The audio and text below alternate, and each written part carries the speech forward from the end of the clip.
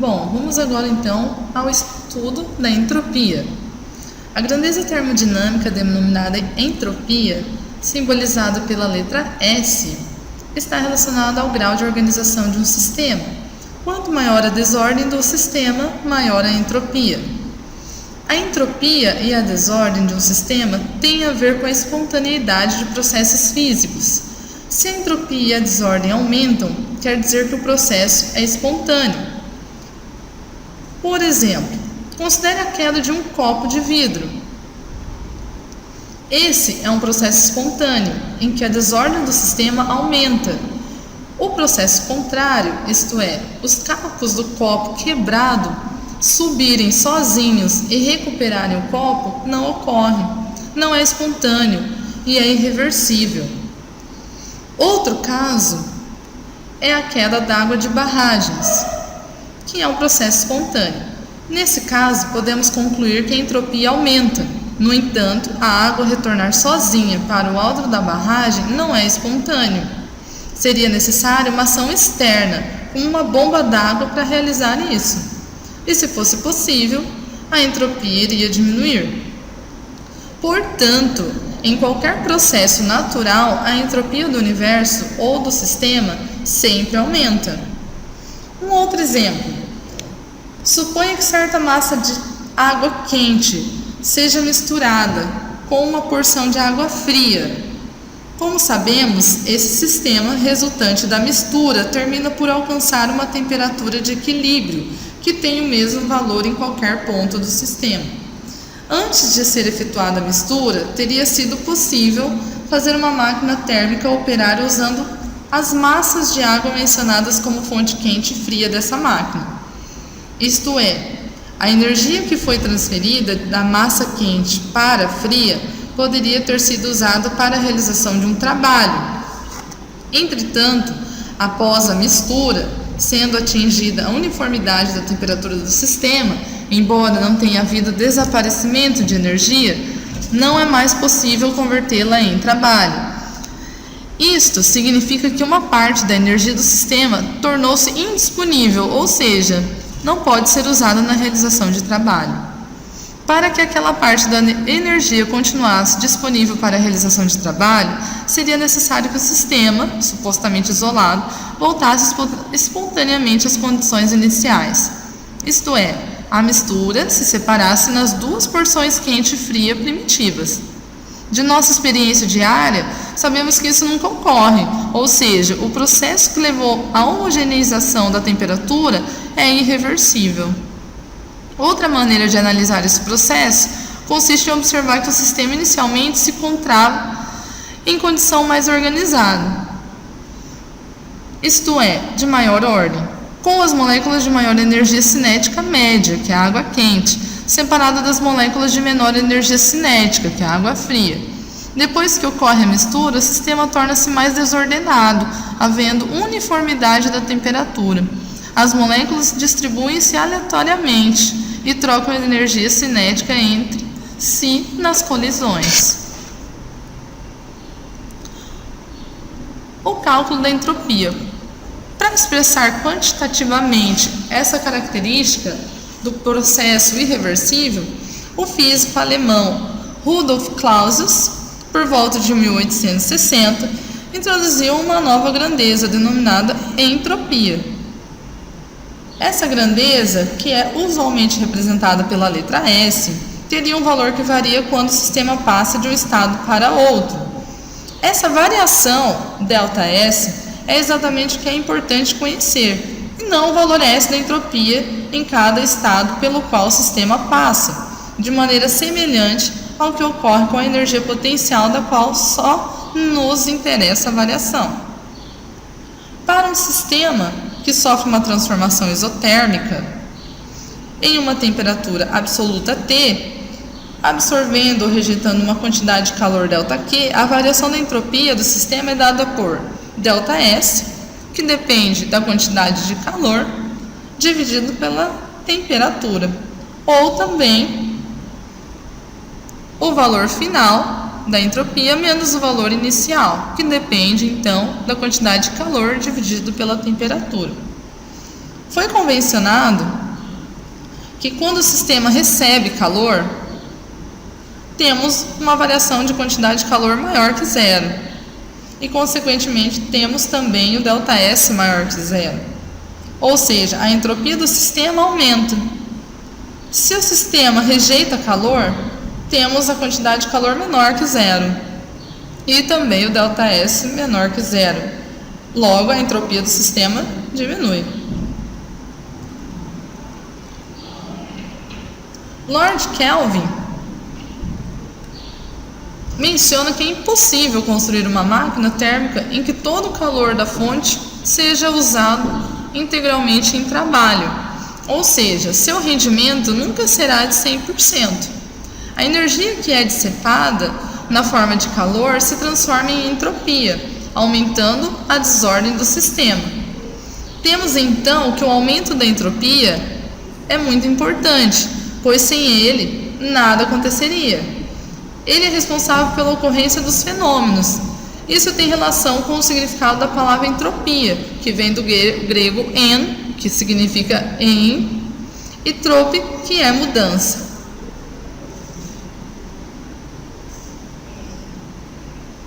Vamos pensar no seguinte: consideremos um sistema que sofre um processo irreversível qualquer. Nesse processo, em geral, o sistema interage com a vizinhança e ambos sofrerão variações de entropia. Seja o ΔSS a variação da entropia do sistema e ΔSV a da vizinhança. A variação total da entropia, ΔST, ocorrida no processo será, evidentemente, ΔST igual a ΔSS mais ΔSV. Observando os fenômenos que ocorrem na natureza, os fenômenos irreversíveis, foi possível concluir que nesses processos a entropia total sempre aumenta. Isto é, temos seguramente ΔST maior que zero. Portanto, a entropia, ao contrário de outras grandezas, tais como a energia, não está associada a uma lei de conservação, mas ao princípio de aumento, denominado princípio de aumento da entropia. Em todos os processos naturais irreversíveis, a entropia total do sistema e da vizinhança sempre aumenta.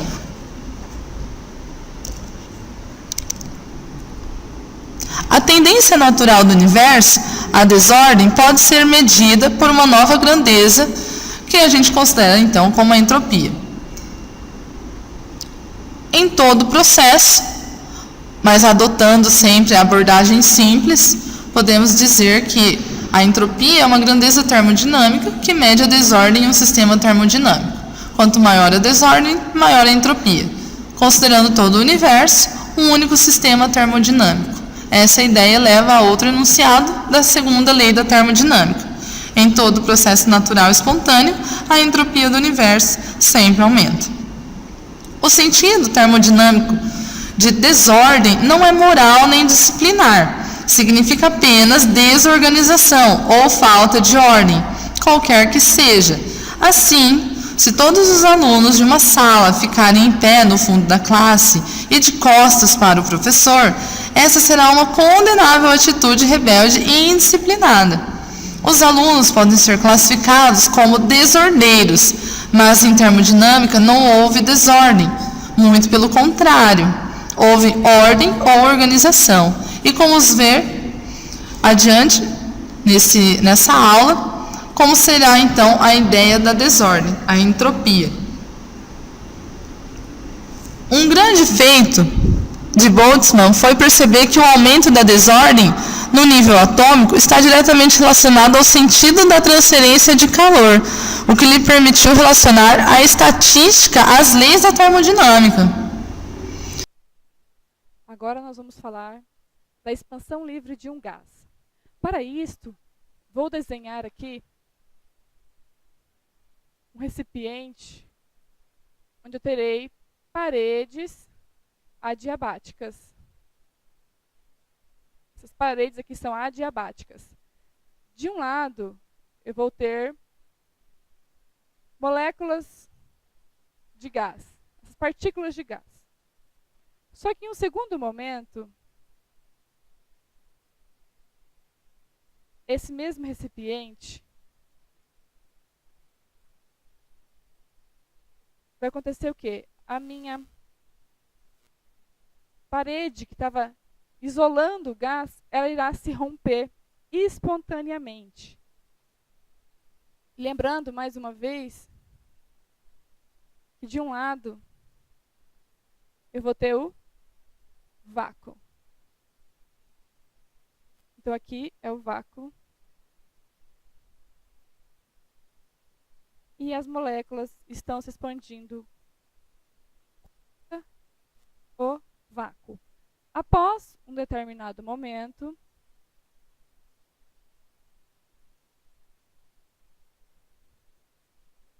essas moléculas se expandirão totalmente, tomando conta do recipiente e entrarão em equilíbrio térmico. Agora vamos analisar essas três situações. Na primeira situação, eu posso dizer o seguinte: a parede diabática não troca calor com o recipiente, nem com o ambiente externo, então minha quantidade de calor é nula. No segundo momento, o que acontece? As partículas estão se expandindo contra o vácuo. É você empurrar o nada, você não encontra nenhuma resistência, você não tem trabalho algum. Com isso, nós também determinamos que aqui não ocorre o trabalho é nulo neste momento. E aqui, o que acontece com esse terceiro momento? Olha, eu tenho que a quantidade de calor é zero, que o trabalho é zero. Aí vamos pensar o seguinte: que a minha variação de energia, ela depende da minha quantidade de calor menos o meu trabalho. Eu sei que minha quantidade de calor é zero. O meu trabalho também é zero. Então, a minha variação de energia vai ser zero. Então, aqui eu também tenho agora a variação de energia igual a zero. Mas espera aí. Variação de energia, o que que é? É energia final menos energia inicial. Se eu não tenho a variação de energia, então eu posso determinar o seguinte: que a minha energia final vai ser igual à inicial. Logo, a minha temperatura final ficará igual à temperatura inicial? Será que esse processo é isotérmico?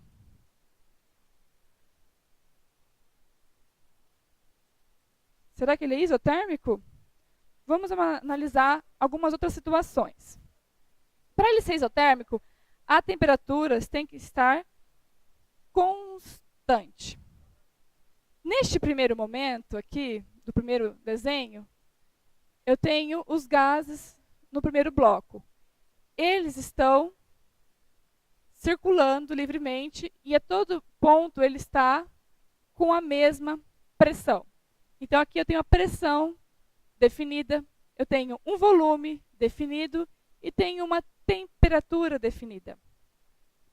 No segundo momento, se eu colocasse o medidor aqui de pressão, será que eu teria a pressão e o volume e a temperatura igual a todo momento? Lembrando, o gás está se expandindo contra o vácuo. Nesse momento aqui, eu não sei aonde que ele está, a quantidade exata. Não consigo definir o volume, porque ele ainda está se expandindo, está em um processo. Então aqui, eu não tenho uma pressão definida, eu não tenho um volume definido e nem uma temperatura definida. Com isto, eu provo que neste processo, ele não é isotérmico, porque em algum momento a minha temperatura está indefinida. Eu quero ir para frente e mostrar um outro exemplo. A gente tem a equação de Clapeyron.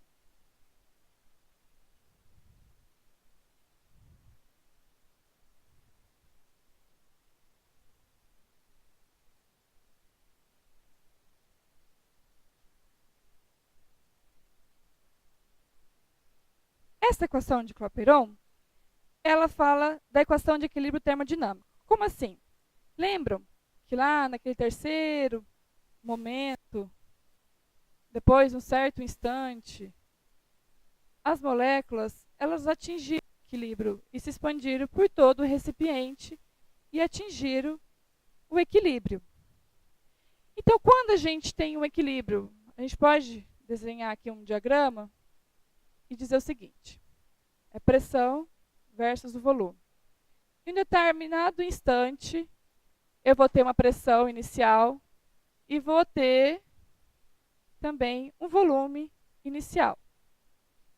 E depois, em um determinado momento, eu vou ter uma outra pressão final e também um volume final. E o meu gás, ele vai seguir uma ordem aqui. Qualquer ponto que eu traçar, o meu gás está tendo uma ordem. Ele tem por onde seguir. Então, aqui é um processo reversível.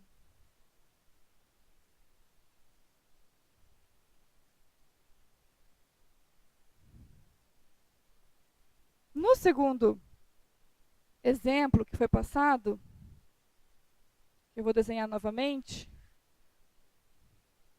falamos o seguinte. Lembram as paredes adiabáticas?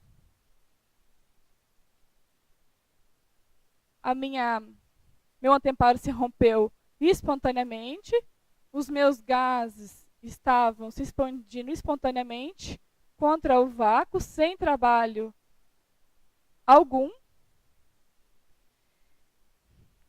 Só que eu não tinha o trabalho era nulo. O que eu posso dizer aqui? Pelo diagrama, aqui pressão versus volume, em um momento eu vou ter uma pressão e um volume. Porém, eu não vou conseguir definir a ordem dele. Ele vai ser desordenado, vamos dizer assim. Ele não tem um caminho. Este processo nós chamamos de irreversível. E essa irreversibilidade nos leva a um outro entender. Vou voltar lá no primeiro slide que a gente fez.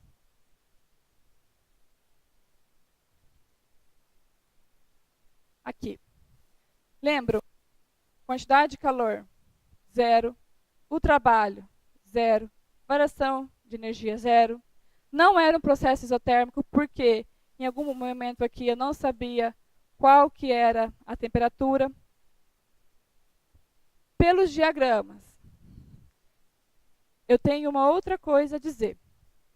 Como eu não sei a ordem, é um processo irreversível, eu digo que a entropia aumenta. Todo processo irreversível, a entropia aumenta. E a minha variação de entropia, ela depende da entropia final menos a inicial.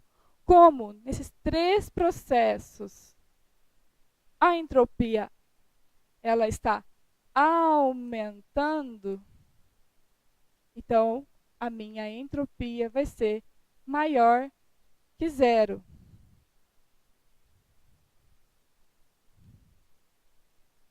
Aumenta. Essa equação também é conhecida como seta do tempo.